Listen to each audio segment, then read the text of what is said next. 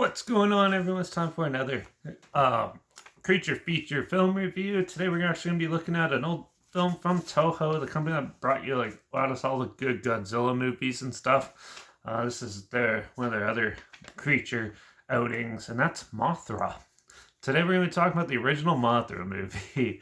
It was released by Toho and Columbia Pictures July 30th, 1961. It was written by Shinichi Kawa, produced by Yomoki Tanaka, directed by Inoshiro Honda, he's not the maker of Honda, but he's known for other big movies like the original Godzilla. He also did like Rodan, Mothra versus Godzilla, Ghidorah, the three-headed monster, and a whole pile of others for Toho. So he has quite the good track record. Now this is a little odd movie. Some scientists in Japan learn about a mysterious island, and then they go and investigate, and they find this weird tribe and these little elf girls who are the guardians of Mothra, who are guarding the egg of Mothra. And so they take the Japanese people there, or the military. One of them is like, yo, we could take these people and they can sing and stuff. So they go back and then they make them into big showgirls, and that upsets Mothra. So the egg hatches and you get the little caterpillar thing, and it goes on a killing spree through Tokyo trying to find its guardians. And then amongst the chaos, it turns into the killer moth that we know and love today. So yeah, Mothra is an interesting, weird film. This is like, to be honest, this is like almost like it should have been made in the 70s. It has quite the stonerish vibes to it.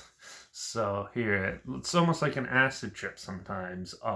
The characters are a little odd and not well fleshed out, but overall, it's a entertaining little flick, to say the least. The singing and stuff is really annoying and stuff, but and it can be catchy at some points once you lose your mind enough and get into it like I did.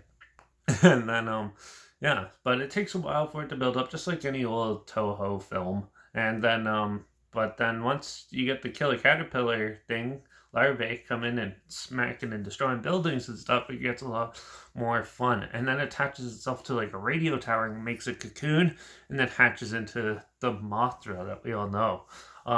It's an amusing creature feature. Who would have thought like this moth slash butterfly thing could kill a lot of people?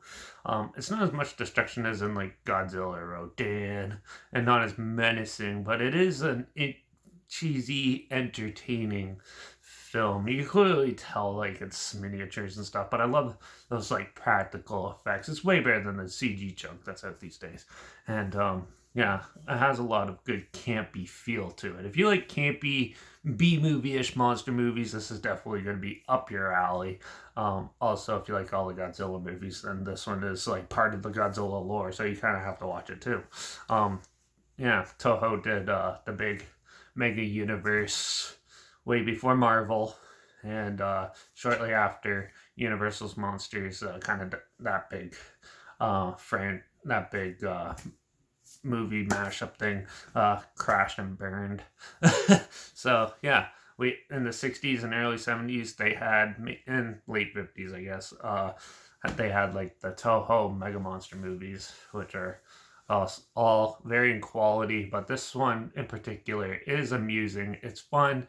It's a little cheesy. It can be slow at times, but overall, I thought it was still an amusing film. I don't think there's definitely way better Toho films out there, but this one is an interesting, odd, like acid trip for a backstory for a monster. And I thought that was just made it even more amusing to watch. So yeah, I'm gonna give Mothra a 3.5 out of 5.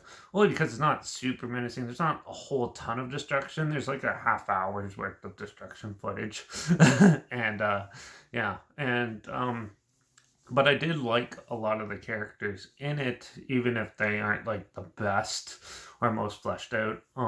So yeah, Check it out if you haven't seen it. It's actually an amusing film. You're either gonna love it or you're gonna hate it. I know a lot of people that hate Mothra, the movie, but yeah, I know a lot of people that love it like I do. So, yeah, definitely check it out if you haven't seen it. Share a link down below, like always. Also, link down below is my Instagram, so I always post clips of films I'm gonna review in the future on my story. Usually have the film title and the hashtag and subgenre film and the hashtag, so you're aware of it.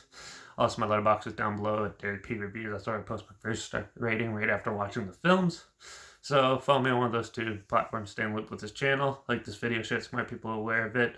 Comment your opinions of the film down below. Let me know your thoughts. And let me know if I should do the other Mothra movies too, or any other Toho films. If you want me to do that, throw those in the comments too. And if also, comment down below as well if there's any other films or film franchises in any genre that you want to hear my opinions on in the future. I'll try my best to get them as soon as I can, and if I can find them.